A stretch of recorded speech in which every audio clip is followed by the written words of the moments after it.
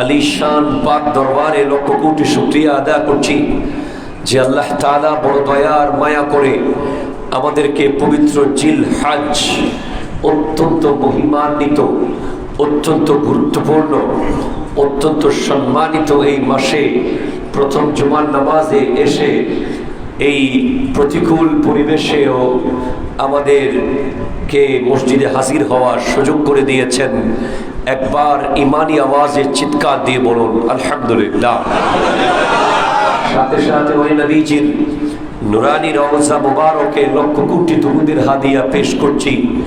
যে দয়াল নবী আমাদেরকে বড় মায়ার দয়া করে এই মাসের যে 10 দিনের গুরুত্বপূর্ণ কার্যক্রম আমরা কিভাবে পরিচালিত করতে পারি সেই বিষয়ে সুস্পষ্ট ধারণা আমাদেরকে দিয়েছেন, নিজে আমল করেছেন, সাহাবায়ে কেরামকে আমল করতে বলেছেন।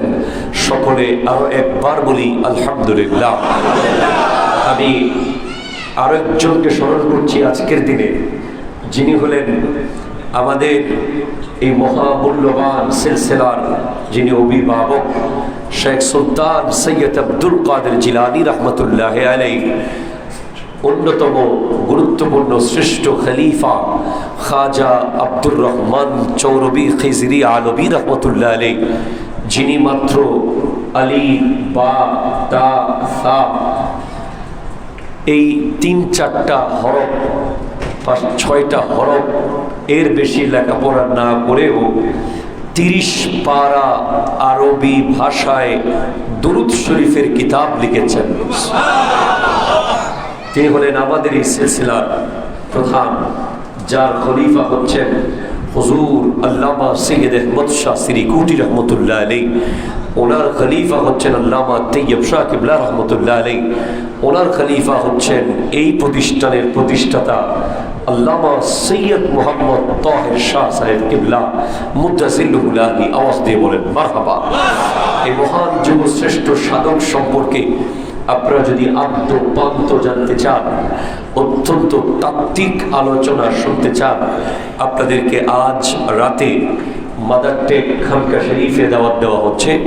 ওখানে আজ খাজা আব্দুর রহমান চৌরবি খিজরি আলবী রহমতুল্লাহ আলাইহি আসলেই একজন যোগ্য আলেম, যোগ্য ওলি, যারা সত্যিকারের ইলমের খেদমত করেছেন, দ্বীনের খেদমত করেছেন, যাদের জীবনে কোনো স্বার্থ ছিল না, কোনো লোভ লালসা ছিল না, এমন একজন ওলির জিন্দেগি সম্পর্কে যদি জানতে চান, all of you are cordially invited at the place mother take খানকা শরীফ। বাদ মাগরিব আপনারা সবাই চলে আসবেন ইনশাআল্লাহ। আমি আলোচনা করব আজকে সেখানে খাজা চৌরবি রহমতুল্লাহ আলাইহির জিন্দেগির উপরে। আল্লাহ তাআলা আমাদের সকলকে তৌফিক দান করুন, জোরে বলেন আমিন। আজ যে আয়াতে কারিমা সূরা ফাজর থেকে ওয়ালায়ালিন ওয়াল ফাজর ওয়ালায়ালিল আশর, জোরে বলেন সুবহানাল্লাহ। রব্বুল আলামিন ফজরের শপথ করেছেন এবং 10টা রাতের শপথ করেছেন। এটা নিয়ে অনেক তাফসিরাতে বিভিন্ন কথা থাকলেও যে বিষয়টি আমরা অত্যন্ত গুরুত্বের সাথে নিয়েছি, মুফাসসিরিনে কেরাম ইরশাদ করছেন এই 10 রাত মানে জিল হজের প্রথম 10 রাত, জোরে বলেন সুবহানাল্লাহ। জিল হজের প্রথম 10 রাতের গুরুত্ব এমন যে এই রাতগুলোর মধ্যে আপনি যদি ইবাদত বন্দেগী করেন, লাইলাতুল কদরের যেমন মূল্য রয়েছে, লাইলাতুল বারাতের যেমন মূল্য রয়েছে, 2 ঈদের আগের রাতের যে মূল্য রয়েছে, ইয়ৌমুল জুমা, জুমার আগের রাতের যে মূল্য রয়েছে, তেমনই মূল্যবান 10টি রাত হলো জিলহজের প্রথম 10 রাত। সুবহানাল্লাহ।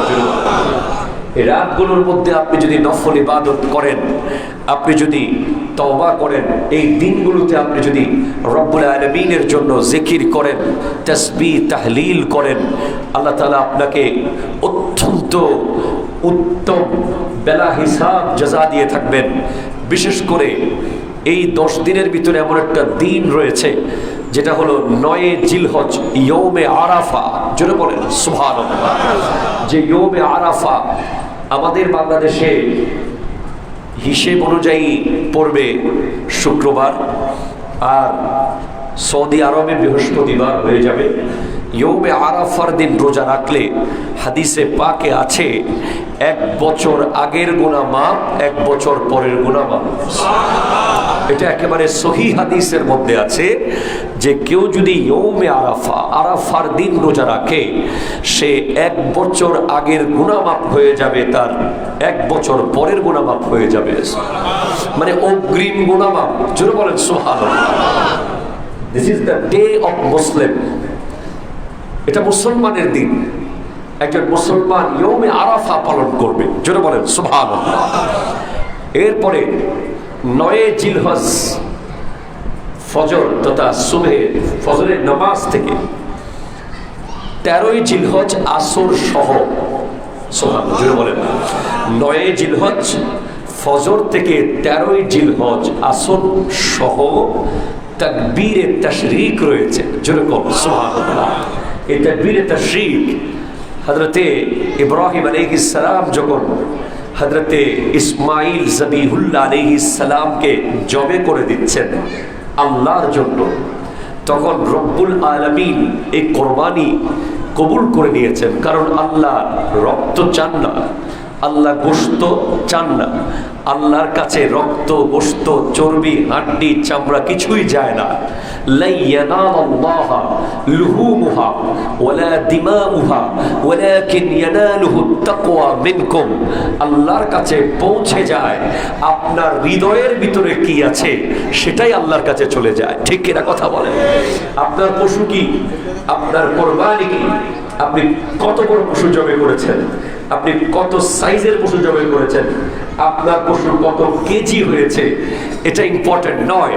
ইম্পর্টেন্ট হচ্ছে আপনার হৃদয়ের ভিতরে কতটুকু ইখলাস রয়েছে, কতটুকু নিখুঁত নিয়ত রয়েছে আল্লাহর ব্যাপারে, আল্লাহর রাস্তায় কোরবানি দেওয়ার ব্যাপারে। তো ইব্রাহিম আলাইহিস সালাম যখন নিজের সন্তানকে জবে করে দিচ্ছেন, তার মানে বুঝতে হবে যে কতটুকু আনুগত্য, কতটুকু আল্লাহর প্রতি ইব্রাহিম আলাইহিস সালামের নির্ভরশীলতা, কত বড় খলিল তিনি। জোরে বলেন সুবহানাল্লাহ। তিনি যখন দিচ্ছেন তখন ফেরেশতারা সবাই আকুতি মিনতি করছে রব্বুল আলামিন ইসমাইল জবিহুল্লাহকে যদি জবে করে দেওয়া হয় তাহলে রাসূল পাকের নূর মুবারক তো সামনের দিকে আর যাবে না। কারণ নবীজি তো ইসমাইল আলাইহিস সালামের বংশ দিয়েই নবীজির আগমন, এটাকে স্টপ করা দরকার। আল্লাহ খুশি হয়ে গেলেন ইব্রাহিম আলাইহিস সালামের কোরবানি দেখে। তখন জিবরিল আলাইহিস সালামকে পাঠাচ্ছেন, জিবরিল যাও একটা বেহেশত থেকে দুব্বা নিয়ে যাও। তো জিবরিল আমিন যতবার পৃথিবীতে সবচেয়ে দ্রুত এসেছেন তার মধ্যে এইবার ছিল অন্যতম দ্রুত আসা। তখন তিনি আসমান থেকে আওয়াজ দিচ্ছেন যাতে ছুরি চালিয়ে না দেয়। তিনি আওয়াজ দিলেন আল্লাহু আকবার, আল্লাহু আকবার, জোরে বলেন সুবহানাল্লাহ। তখন জিবরিল আলাইহিস সালামকে দেখে, ওনার আগমন দেখে ইব্রাহিম আলাইহিস সালাম আওয়াজ করলেন লা ইলাহা ইল্লাল্লাহু আল্লাহু আকবার, জোরে বলেন সুবহানাল্লাহ। লা ইলাহা ইল্লাল্লাহ, লা ইলাহা। তখন ইসমাইল জবিহুল্লাহ উনি তো নিচে শোয়া, উনি যখন জিবরিল আমিনের আওয়াজ আর ওনার আব্বাজানের আওয়াজ দেখলেন তখন উনি খুশি হয়ে বলতে লাগলেন আল্লাহু আকবার ওয়ালিল্লাহিল হামদ, জোরে বলেন সুবহানাল্লাহ। এই তিন আল্লাহু আকবার ইয়া রাসূলুল্লাহ ইয়া উসতাদ দস্তগীর জিন্দাবাদ জিন্দাবাদ জিন্দাবাদ জিন্দাবাদ। তার মানে কি বুঝলেন? তিনজনের সম্মিলিত আমল হচ্ছে তাকবীরে তাশরিক, যেরকম সুবহানাল্লাহ। এই তাকবীরে তাশরিক প্রত্যেক ফরজ নামাজের পরে অন্তত একবার, সর্বোচ্চ 3 বার, আরো বেশিও পড়তে পারেন, তবে একবার পড়তেই হবে। 3 বার পড়া সুন্নাহ, জোরে বলেন সুবহানাল্লাহ। আল্লাহ পাক আমাদেরকে 9 জিলহজ ফজরের পর থেকে 13 জিলহজ আসর পর্যন্ত তাকবীরে তাশরিক আদায় করার তৌফিক দান করুন, জোরে বলেন আমিন। এরপরে 10 তারিখ রয়েছে পবিত্র কোরবানি, জোরে বলেন সুবহানাল্লাহ। এখান থেকে আমাদের যেতে হবে। আজকে একটু আমি সময় বেশি নিব, আপনাদের অসুবিধা হবে? ভাই অসুবিধা হবে? সবাই না বলে দেন, তাহলে সময় বেশি নিতে পারবো না। আপনারা কি 10-15 মিনিট বেশি সময় নিলে অসুবিধা হবে? এটা একটু জানা দরকার আপনাদের। দেখেন, কোরবানি সম্পর্কে আমি আপনাকে 5টা হাদিস বলবো যেগুলোর ইবারত পড়ার সময় নেই। জাস্ট আমি রেফারেন্স বলে দেব এবং হাদিসগুলো বলে দেব। কেন আপনি আল্লাহর রাস্তায় কোরবানি দেবেন? বলেন সুবহানাল্লাহ। এত মূল্যবান কেন কোরবানি দেওয়া, কেন দেবেন? এক, রাসূল পাকের হাদিস, সুনান ইবনে মাজাহ হাদিস নম্বর 3123। সুবহানাল্লাহ, এটা জোরে বলেন 3123। রাসূল সাল্লাল্লাহু আলাইহি ওয়াসাল্লাম ইরশাদ করছেন, যেই ব্যক্তির সামর্থ্য থাকা সত্ত্বেও কোরবানি দিল না, সে যেন আমাদের ঈদের নামাজে না আসে। কথা কি আপনি বুঝতে পেরেছেন? যেই ব্যক্তি সামর্থ্য থাকা সত্ত্বেও কোরবানি করলো না, সে যেন আমাদের ঈদগাহের নিকটবর্তীও যেন না হয়। ভিতরে আসা তো দূরের কথা, নিকটবর্তী যেন না হয়।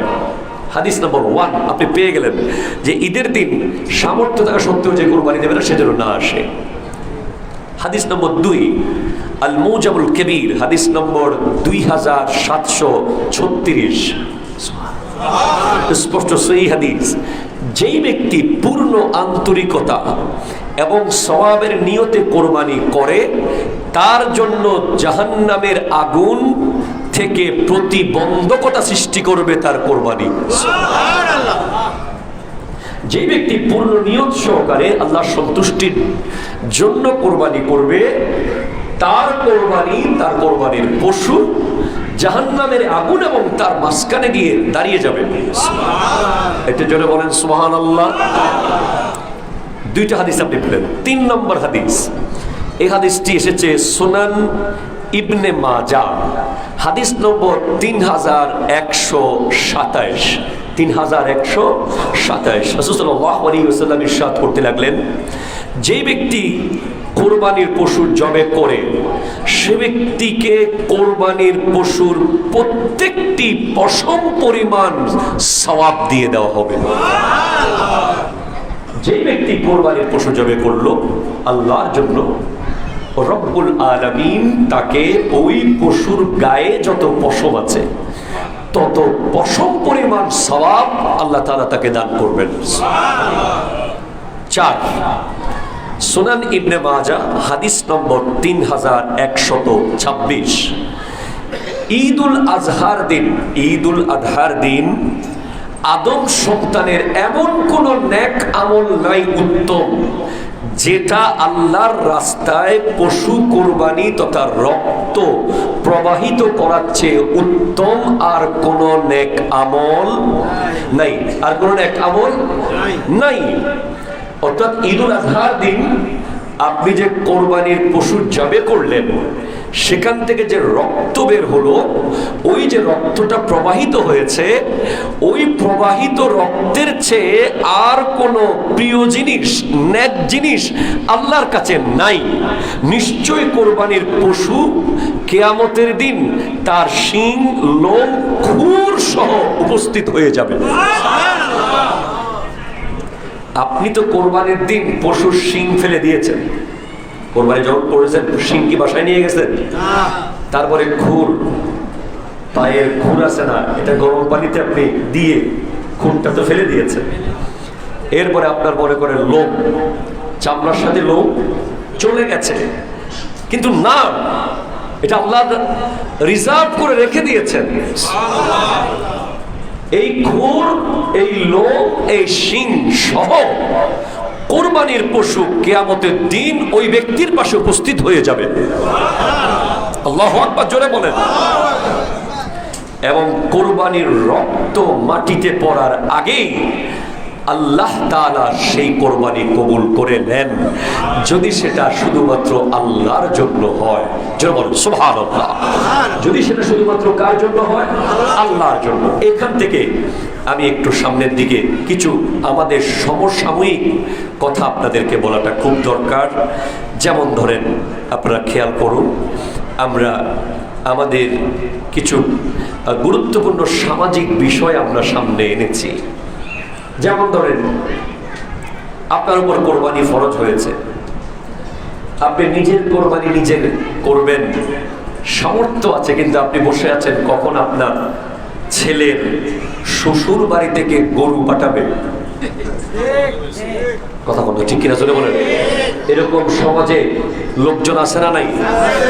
এবং এটা নিয়ে ইমোশনাল ব্ল্যাকমেইল করা হয়, পুত্রবধূকে ইমোশনাল ব্ল্যাকমেইল করা হয়, তাকে মানসিকভাবে টর্চার করা হয়, বিভিন্ন ইশারায় ইঙ্গিতে ওদের বাড়িতে দিয়েছে খবর, কি সুন্দর পশু পাঠাইছে, তোমাদের এলাকায় বোধহয় গরু টরু নাই না, এইভাবে বলে বলে বিভিন্নভাবে ছেলের বউকে ইমোশনাল ব্ল্যাকমেইল করে তাদের বাড়ি থেকে পশু আনানোর যে চেষ্টাটা চালানো হয়, সামর্থ্য থাকার পরেও আমরা মনে করি এটা একটা লোক দেখানো কোরবানি। এই কোরবানির মধ্যে কোনো ধরনের আল্লাহওয়ালা নাই, ঠিক কিনা কথা জোরে বলেন।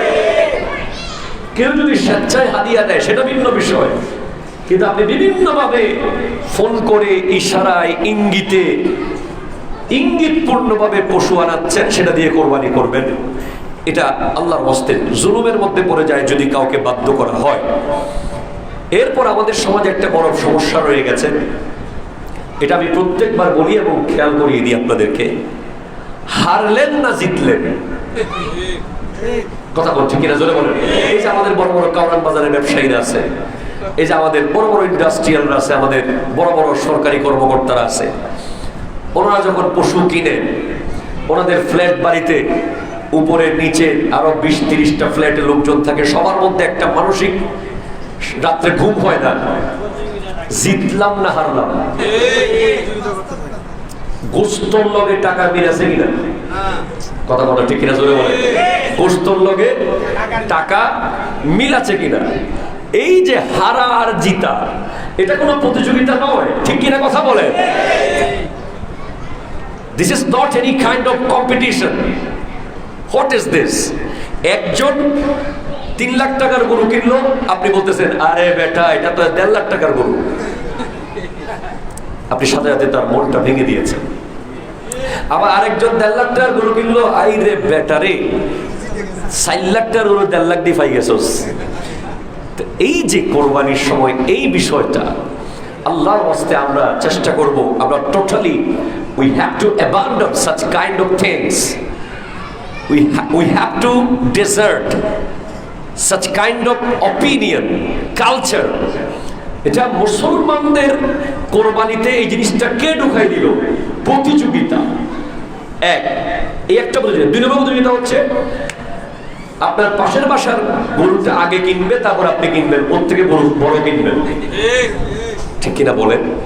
আপনি কোনো মতে পশু কিনতেছেন না, আগে অমুক কিনুক, দেখি কত বড় নেয়, তার থেকে বড় নিতে হবে না। এই মানসিকতা করে এটা দুনিয়াবাজি হয়ে যায় সেখানে, কথা বলেন। যেটা আপনার নসিবে আছে, যেটা আপনার রিজিকে আছে, সেটা আপনি কিনবেন। এখানে অমুকের চেয়ে বড় কিনতেই হবে, এই জিনিসটা মাথায় যেন না আসে। 3, ইস আমার পশুটা বোধহয় ছোট হয়ে গেল, সমাজে মুখ দেখাবো কি করে, এত ছোট পশু দিয়ে কোরবানি করি, আমি বাড়িওয়ালা মানুষ, কথা বলা ঠিক কিনা বলে। এই টেনশনে আপনার আর কোরবানির মানসিকতাই নষ্ট হয়ে গেছে। কি করলাম, কি নিলাম, এটা কি হয়ে গেল, আরে বেটা একটু বড় নিলে তো পারতাম। এই জিনিসগুলো এটা একটা ছোট ছাগল হতে পারে। দেখবেন অনেকে 10 লাখ টাকা দামের গরু কিনেছে, কোরবানি কবুল হয় নাই, অনেকে 10,000 টাকা ছাগল দিয়ে কবুল করাই ফেলছে, কথা বলে ঠিক কিনা কথা বলে। অনেকে 10 লাখ টাকা দামের, আইরে বাপরে গত বছর এক ছাগলে তো পুরো দেশ উল্টে ফেলাইছে, এক ছাগলে পুরো বাংলাদেশকে পাল্টে ফেলাইছে। আল্লাহ জানে এই বছর কি আইতেছে। আমরা খুব টেনশনের ভিতরে আছি, কারণ একটা ছাগল গত বছর ওই ছাগল থেকে কাহিনী শুরু, সব উলট পালট করে দিয়েছে। সেজন্য আমরা বলবো আপনার নিয়তটা আসল, পশুটা সাইজ কত বড়, দাম কত বড় সেটা আসল নয়, ঠিক কিনা কথা বলেন। একজন 10 লাখ টাকার পশু কিনেও দেখবেন কবুল করাইতে পারে নাই, আরেকজন 10,000 টাকা দামের ছাগল দিয়া কোরবানি কবুল করাই ফেলাইছে। এই হলো নিয়তের বিষয়। সেজন্য জিতে গেছেন হেরে গেছেন এই কথা বলবেন না, সবাইকে বলবেন মাশাআল্লাহ, কি বলবেন? মাশাআল্লাহ, খুব ভালো হয়েছে, সবারটা খুব ভালো হয়েছে। ছোট হলেও খুব ভালো হয়েছে, বড় হলেও খুব ভালো হয়েছে, মিডিয়াম হলেও খুব ভালো হয়েছে, খুব ভালো হয়েছে। ঠিক কিনা কথা বলেন তো?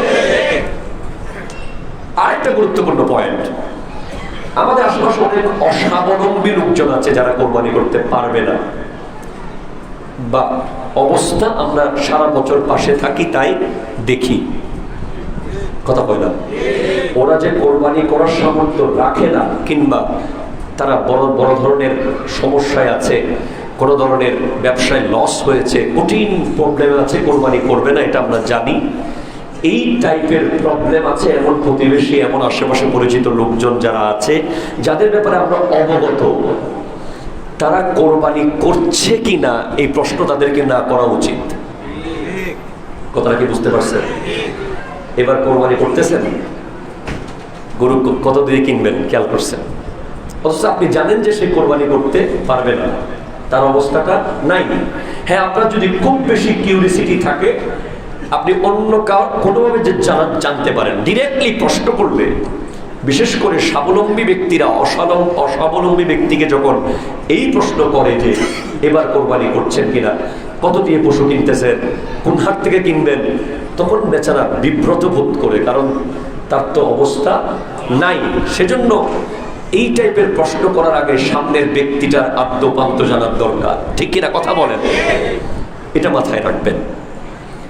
এরপরে অস্বাবলম্বী ব্যক্তি যিনি, যদি আপনার পক্ষে সম্ভব হয়, আপনার প্রতিবেশী হোক, আপনার আত্মীয় স্বজন, ধরেন আপনার ফুফু একজন কোরবানি করতে পারছে না, আপনার খালা একজন কোরবানি করতে পারছে না, বা আপনার চাচা একজন কোরবানি করতে পারছে না, আপনি পশুর হাটে যাওয়ার সময় তাকে সাথে নেন, জোর করে নিয়ে যাবেন, তাকে সাথে নিয়ে কোরবানির পশু তাকে সহ নিয়ে কিনেন, এমন ভাবে কিনবেন যেন মনে হয় যে এটা সে কিনতেছে। কথাটা কি বুঝতে পেরেছেন? এগুলো হচ্ছে আল্লাহকে রাজি করার কিছু উপায়। যারা বলেন সুবহানাল্লাহ, আল্লাহকে রাজি করার কিছু উপায় হচ্ছে এগুলো। এবং কোরবানির দিন এমন একটা অবস্থা সৃষ্টি করেন, পরিবেশ, যেন পশুটা তার, আপনার কিছুই নাই এখানে। আরে আসেন, পশু জবে করতে হবে না, সবাই মিলে আরে ধরেন, আরে আপনি পশুটা জবে করেন, ধরেন ছুরিটা নিয়ে আসেন, কাটতে হবে তো। এইভাবে করে পরিবেশ তৈরি করবেন যেন গরিব মানুষটা বুঝতেই না পারে সে কোরবানি করে নাই। ঠিক কিনা কথা জোরে বলেন? যেন সে বুঝতেই না পারে সে কি করে নাই, কোরবানি করে নাই। আল্লাহ আমাদেরকে বোঝার তৌফিক দান করুক, আমিন জোরে বলেন। আমাদের কাছে কিছু গুরুত্বপূর্ণ প্রশ্ন এসেছে, একটা প্রশ্ন এসেছে খুবই গুরুত্বপূর্ণ। এক ভাই প্রশ্ন করেছেন হোয়াটসঅ্যাপের মাধ্যমে, হাওলাত করে কোরবানি দেওয়া যাবে কিনা, টাকা ধার করে কোরবানি দেওয়া যাবে কি না? হ্যাঁ, যদি কোনো মানুষ নেশাব পরিমাণ সম্পদের মালিক হয়, অর্থাৎ 7.5 তোলা স্বর্ণ বা 52.5 তোলা রৌপ্য, অথবা দুইটা মিলিয়ে যে কোনো একটা হয়, ধরেন অন্ন বস্ত্র বাসস্থান ঋণ, বলেন অন্ন বস্ত্র বাসস্থান ঋণ আদায় করার পরে যদি ওনার কাছে ওই 3 দিন 10, 11, 12 10, 11, 12 ইয়ামুল উদহিয়া, কোরবানির 3 দিনের মধ্যে যদি উনি কোনো একটা সময়ে মিনিমাম 80,000 টাকা ধরেন রূপার হিসেবে, যদি উনি মালিক হয়ে যায়, ওনার উপর কোরবানি ওয়াজিব। এখন উনি মালিক হয়েছেন ঠিক, কিন্তু ওনার পক্ষে এই মুহূর্তে স্বর্ণের দোকানে স্বর্ণ বিক্রি করা কিংবা রূপার দোকানে গিয়ে রূপা বিক্রি করার মতো সেই পরিস্থিতি নাই, কিংবা দোকান খোলা নাই, বা কোনো সিচুয়েশন নাই। তখন উনি ওনার কোনো আপনজনের কাছ থেকে কারজে হাসানা, যেটা হচ্ছে কোনো সুদ মুক্ত ঋণ, কি মুক্ত ঋণ?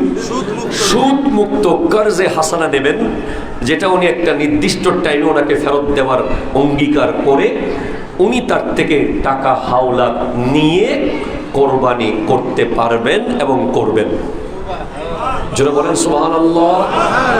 আবার লাখে 10,000 নিয়েন না, কথা কইলাম, লাখে 10,000 নিয়ে কোরবানি করে ফেলিয়েন না একদম খুব জজবাই গিয়ে, এটা করা যাবে না, একদম স্পষ্ট কারজে হাসানা, যেখানে কোনো সুদ নাই। আপনজনের কাছে টাকা আছে, ভাই আমি কোরবানি করতে চাই, আমাকে 20,000 টাকা দেন, আমি কোরবানি 1 সপ্তাহ পরে বা 2 সপ্তাহ পরে এততে দিনে আমার টাকা আসবে হাতে, আমি দিয়ে দেব। এভাবে কোরবানি করতে পারবেন। এরপরে আমাদের কাছে আপনাদের অনেক প্রশ্ন থাকে, আপনারা আমাদেরকে ব্যক্তিগতভাবে জানতে চাইবেন। আসলে জুমার নামাজে এতগুলো প্রশ্ন আমাদের উত্তর দেওয়াটা খুব কঠিন সময়ে হয়ে যায়। আমরা একটা গুরুত্বপূর্ণ কথা বলেই আমরা আরেক দিকে যাব, সেটা হচ্ছে কোরবানির পশু সম্পর্কে। পশুর উপরে জুলুম, এই একটা সপ্তাহ, আজকে শুক্রবার থেকে আগামী শুক্রবার, শনিবারই তো কোরবানি নাকি? আগামী শনিবারে কোরবানি না? জি, ভুলে গেছেন। এই একটা সপ্তাহে আমাদের ফুল ফোকাস থাকবে ওই পশুটার উপরে, ঠিক কিনা? জোরে বলেন না ভাই। একজন পশু ব্যবসায়ী হোক, একজন পশু ক্রেতা হোক, দুইজনের কাছেই পশুটা গুরুত্বপূর্ণ। যিনি ব্যবসায়ী, উনি যেন পশুর উপরে এমন জুলুম না করে যে জুলুমের কারণে পশুটা কিয়ামতের মাঠে আল্লাহকে তার বিরুদ্ধে সাক্ষী দেয়। আমরা দেখতে পাই যে অনেক ব্যবসায়ী ভাইয়েরা ঘন্টার পর ঘন্টা পশুকে দাঁড় করিয়ে রাখে। কেন? বসে গেলে আবার যদি তুলতে না পারি। এরপরে অনেক ব্যবসায়ীর সাথে আমার কথা হয়েছে, মাঝে মাঝে কথা বলি, ভাই কুষ্টিয়াতে গরু আনলে কেমন হয়? বলে হুজুর এক খারাতে লয়ে যেতে বসিটা, মাঝখানে বসানো যাবে না। এই যে ব্যাপারটা, আমরা মনে করি আমরা চাইলে এটাকে আমরা সংশোধন করতে পারি যদি মানবিকতা অন্তর থেকে আসে। এরপর অনেক ব্যবসায়ীরা দেখা যায় বাজারে পশুকে কোনো খাবার দাবার দিচ্ছে না, কারণ চিন্তা করতেছে দাম যদি না পাই খানার টাকাটাও লস। না, এটা জবান নাই, কণ্ঠ নাই, কথা বলতে পারে না, কিন্তু তার মধ্যে রূহ আছে, তার মধ্যে এহসাস আছে, তার মধ্যে অনুভূতি আছে, সে আল্লাহর দরবারে বিচার দেওয়ার ক্ষমতা রাখে, ঠিক কিনা কথা বলেন? এজন্য এই নিষ্ঠুরতা করা যাবে না। 1 বছর আমি দেখেছিলাম যে পশুর চোখের ভিতরে মরিচ ঢুকাই দেওয়া হয়েছে, কাঁচা মরিচ, যাতে করে সে সারা রাত না ঘুমিয়ে থাকে। গুরুত্বপূর্ণ। এরপরে জবাইয়ের পূর্বে পশুকে পানি পান করাতে হবে। অনেক মানুষ অবহেলা করে ক্ষুধার্ত এবং তৃষ্ণার্ত অবস্থায় পশুকে জবে করে দেয়। অনেক কসাইদের সুবিধার্থে অনেক পশুকে কোরবানির আগের দিন রাতে অভুক্ত রাখে, কসাইয়ের সুবিধার্থে। এটা কসাইয়ের কারবার না, এটা ইবাদত, ঠিক কিনা কথা জোরে বলে? এই জিনিস কোনোভাবে করা যাবে না। যেইটা আপনাকে জান্নাতে বাহন করে নিয়ে যাবে, যেই পশু আপনাকে কাঁধে চড়িয়ে পুলসিরাত পার করাবে, এটা জোরে বলবেন না ভাই সুবহানাল্লাহ? আপনি নিশ্চিত ইনশাআল্লাহ, হাদিস অনুযায়ী আমরা নিশ্চিত যে এই পশুটাই আমাকে কাল হাসরের মাঠে তার কাঁধের উপরে চড়িয়ে পুলসিরাত পার করিয়ে দেবে। তাহলে আমার কতটুকু যত্ন, কতটুকু মায়া, কতটুকু মুহাব্বত এই পশুকে করা উচিত, ঠিক কিনা কথা বলেন? এরপর এক পশুকে অন্য পশুর সামনে জবাই না করা, যদি সম্ভব হয়। আপনারা তো ঢাকা শহরে তো এমন অবস্থা করে বাড়ি বাঁধছেন আপনারা যে খাট বাইর করার জায়গাও রাখেন না। ঢাকা বলেন, চট্টগ্রাম শহর বলেন, সব শহরের কথাই বলতেছে। জমিদাররা এমন কমার্শিয়াল বিল্ডিং বানাইছে রে ভাই, আমরা বারেকটা মানুষ, এজন্য আমাদের টেনশন নেই। কিন্তু জমিদারদেরকে দেখি যে এমন বিল্ডিং বানাইছে, আইরে বিল্ডিং এর একেবারে যাইতে যাইতে রাস্তার ভিতরে ঢুকে গেছে। কোরবানির দিন দেখা যায় গাড়ি চলার জায়গা থাকে না, ঠিক কিনা কথা বলেন? আরে ভাই, আপনি যখন বিল্ডিং বানাচ্ছেন অ্যাটলিস্ট খাটটা রাখার জায়গা বানান, লাশটা ধোয়ানোর জায়গা রাখেন, কোরবানির দিন পশু জবাই করার জন্য নিজের বিল্ডিং এর নিচে জায়গা রাখেন, ঠিক কিনা কথা বলে? এখন ধূপধাপ মেইন রোডের উপরে গরু জবাই চলতেছে, একটার পর একটা, একটার সামনে একটা। না, আপনারা চেষ্টা করবেন যাদের বিল্ডিং এর নিচে সুযোগ আছে, গ্যারেজ আছে, কোনো জায়গা আছে, এটা নাপাক কিছু নয়, এগুলো সব পবিত্র, এগুলো সব গুরুত্বপূর্ণ। এটা একটা ইবাদত। যেভাবে আমরা মসজিদটাকে সুন্দর করে সাজিয়ে পরিষ্কার করে নামাজ পড়ছি, কোরবানির পশুটাকেও যেন আমরা জবে করার সময় ওই জায়গাটা সেভাবে পরিষ্কার পরিচ্ছন্ন করে আরামদায়ক করে সেটাকে সেখানে রাখি, কারণ এটা একটা গুরুত্বপূর্ণ ইবাদত, ঠিক কিনা কথা বলেন? একটা পশুর সামনে একটা পশুকে জবে করা যাবে না। এরপর অনেক খুব এক্সপার্ট জবেকারী আছে আমাদের সমাজে। পশুকে ফালানোর পরে তার গায়ের উপরে পা রেখে তখন ছুরিদার করে, মানে খুব একটা ভাবসা। লা হাওলা ওয়ালা কুওয়াতা ইল্লা বিল্লাহ। এই ব্যাপারে রাসূল সাল্লাল্লাহু আলাইহি ওয়াসাল্লামের হাদিসে মুবারাকা রয়েছে। এই হাদিস আল মুস্তাদরাক লিল হাকিমের মধ্যে এসেছে। এক ব্যক্তি একটা ছাগলের ঘাড়ের উপরে পা রেখে ছুরি ধার করতে নবী করিম সাল্লাল্লাহু আলাইহি ওয়াসাল্লাম যখন দেখলেন, তখন তিনি বললেন, এই তুমি সেটা আগে করতে পারতে, তুমি কি করতেছো? তাকে ছুঁয়ে ছুরি ধার করাচ্ছ, তার কষ্ট হচ্ছে, তুমি এই কাজ করিও না। জোরে বলেন আল্লাহু আকবার। আগে থেকে ছুরি ধার করে রাখবেন খুব ভালোভাবে। এরপরে কোরবানির পশুকে শোয়ানোর পূর্বে কেবলার দিকে করার ব্যবস্থা করবেন। মাথা দক্ষিণ দিকে রাখবেন, মুখ কেবলার দিকে রাখবেন। যিনি জবে করবে তিনিও কেবলার দিকে থাকবে, পশুও কেবলার দিকে মুখ থাকবে। এটা আমরা কোরবানির নামাজের দিন ইনশাআল্লাহ আরো একবার রিমাইন্ড আপনাদের সফট করে দেব। আসলে আমাদের আরেকটা গুরুত্বপূর্ণ হাদিস আছে, এরপরে আমরা এই জায়গায় চলে যাব। আমরা আজকে সময় নিচ্ছি রাসূল সাল্লাল্লাহু আলাইহি ওয়াসাল্লাম থেকে বর্ণিত সহিহ মুসলিম শরীফের হাদিস। হযরতে মাওলা আলী কাররামাল্লাহু তাআলা ওয়াজহুল কারীমকে জিজ্ঞেস করা হয়েছে, রাসূল পাক এমন কোন দামি কথা আছে কিনা যেটা আপনাকে বলেছেন আপনি কাউকে বলেন নাই? এটা জোরে বলেন না ভাই সুবহানাল্লাহ। হযরতে মাওলা আলী কাররামাল্লাহু তাআলা ওয়াজহুল কারীমকে জিজ্ঞেস করা হলো, সুইলা আলীউন আখাসাকুম রাসূলুল্লাহ সাল্লাল্লাহু আলাইহি ওয়াসাল্লাম বিশাইইন, এমন কোন কথা কি আছে যেটা আপনি কাউকে বলেন নাই, খুব খাস? তখন হযরতে মাওলা আলী কাররামাল্লাহু তাআলা ওয়াজহুল কারীম নিজের তলোয়ারের খাপের ভিতর থেকে একটা কাগজ বের করলেন। এই কাগজ বের করে বললেন, নবীজি আমাকে 4টি গুরুত্বপূর্ণ কথা বলেছে, যেগুলো এই কাগজে আমি লিখে রেখেছি।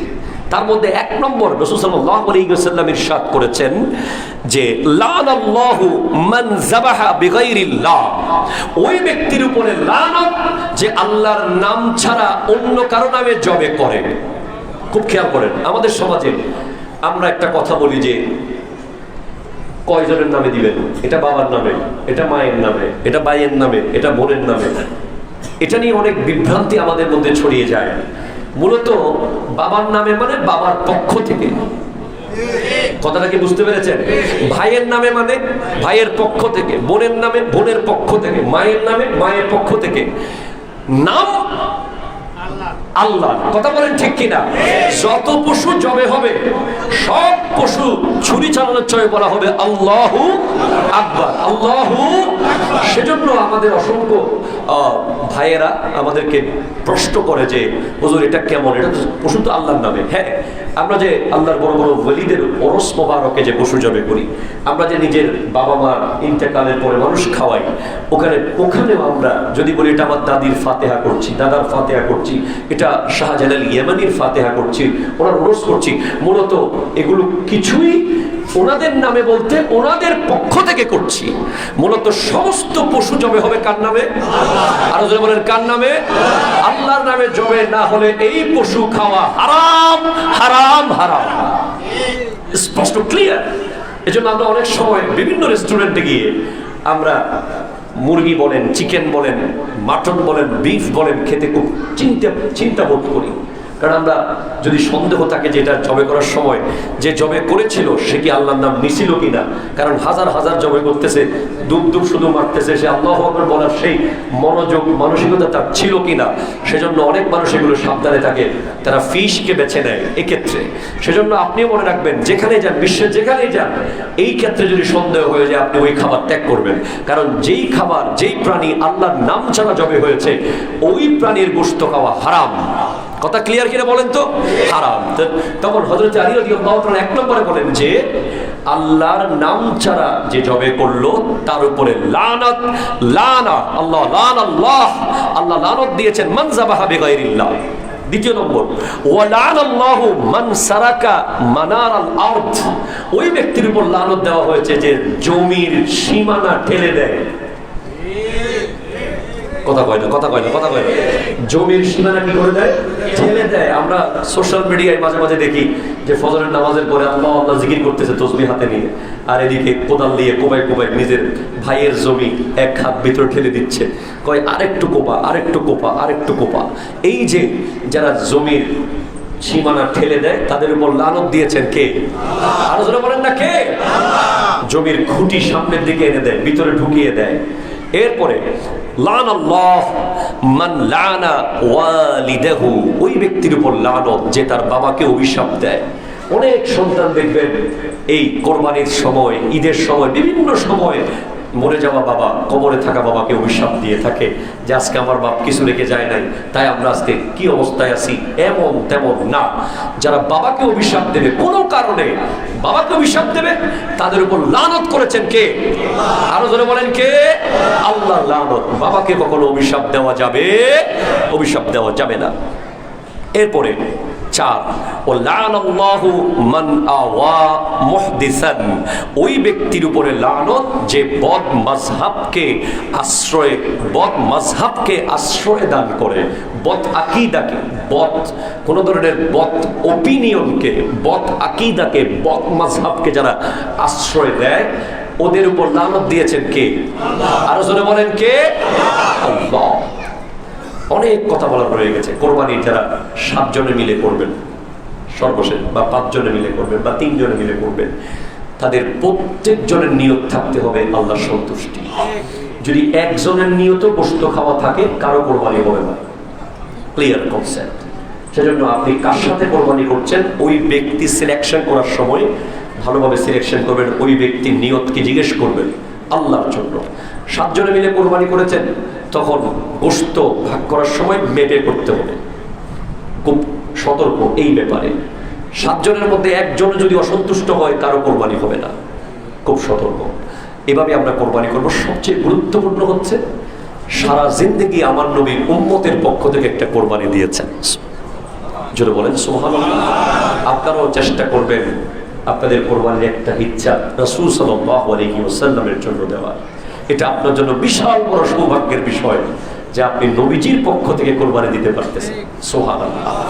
কেউ যদি আকিকা করতে চান কোরবানির ভিতরে, একটা গরুতে 7, মহিষে 7 ইচ্ছা, ওটে 7, ছাগলে 1, দুব্বায় 1, ভেড়াতে 1, মোট এই 6টা পশু।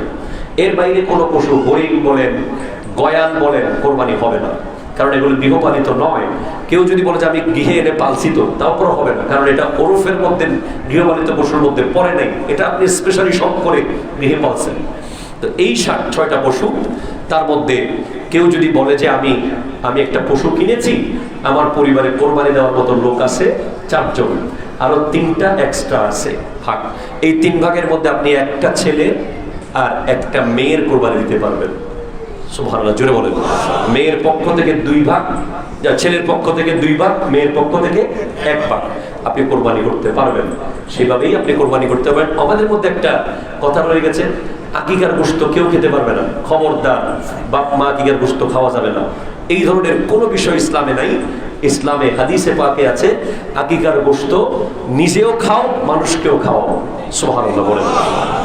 এরপরে আরেকটা কুসংস্কার আমাদের সমাজে আছে, এই 10 দিন মুরগি জবাই করা যাবে না। অনেক জায়গায় শুনেছি সেটা। এই ধরনের আজগবি কথা, আজগবি ফতোয়ার সাথে ইসলামের কোনো সম্পর্ক নাই। এই 10 দিন আপনি বেশি করে মুরগি জবাই করবেন, কারণ কয়দিন পরে তো গোশত খাবেন। এই 10 দিন বেশি বেশি মুরগি খান। আল্লাহ বোঝার তৌফিক দান করুক, আমিন। আর অনেক কথা রয়ে গেছে, ইনশাআল্লাহ আমরা ঈদুল আজহার দিন বলবো। এর আগেও আমরা একটা জুমার নামাজ পাবো, সেজন্য আমরা আরো মাসলা মাসাইল রেখে দিয়েছি। কোরবানির পশুর কোন কোন অংশ খাওয়া যাবে না, এটা আমরা আগামী জুমায় বলবো ইনশাআল্লাহ। আজ খুব গুরুত্বপূর্ণ একটি বিষয় আমরা আপনাদের কাছে 10টা মিনিট সময় নেব, যে আমাদের তাহিরিয়া জামে মসজিদ আপনারা দেখেন আজকে ফুলে ফলে ভরে উঠেছে। মারহাবা বলবেন না? আপনারা দেখেন, যেখানে আমি যখন এসেছিলাম এইখানে মাত্র 2 থেকে 250-300 জন মুসল্লি হতো, সেখানে আজ 1000, 1500, 2000 মানুষ। এই প্রতিকূল পরিবেশে, যেখানে মানে আসার মতো জায়গা নাই, একটা চিকন পুল দিয়ে মসজিদ পরিপূর্ণ। এই মসজিদ এই মাদ্রাসা বিশেষ করে সবকিছুর সাথে একটা সম্পৃক্ততা রয়েছে। এখানে আমাদের মসজিদের প্রথম 2 কাতার ফিল আপ হয়ে যায় মাদ্রাসার ছাত্রদেরকে দিয়ে, মারহাবা জোরে বলেন। যেখানে মিসকিন রয়েছে, ইয়তীম রয়েছে, গরিব রয়েছে। নবী সাল্লাল্লাহু আলাইহি ওয়াসাল্লামের হাদিস, আনা ওয়া কাফিলুল ইয়তীম, নবীজি ইরশাদ করেছেন আমি এবং এতিমের অভিভাবক জান্নাতে থাকবো এইভাবে। একটু জোরে বলেন না সুবহানাল্লাহ। নবীজি ইরশাদ করছেন আমি এবং এতিমের অভিভাবক জান্নাতে থাকবো এইভাবে। 2 আঙ্গুল নবীজি লাগাইছেন নিজের এটা কি আঙ্গুল বলে, অনামিকা এবং মধ্যমা, এই 2টা আঙ্গুল নবীজি লাগিয়ে বলছেন আমি এবং এতিমের অভিভাবক জান্নাতে এইভাবে থাকবো। আমাদের মিসকিন ফান্ড রয়েছে, এতিম ফান্ড রয়েছে এই মসজিদে। সেই ফান্ডে আমাদের কোরবানির পশুর চামড়া যদি আসে আপনাদের প্রত্যেকে, তাহলে সারা বছরের জন্য একটা ব্যাপার আমরা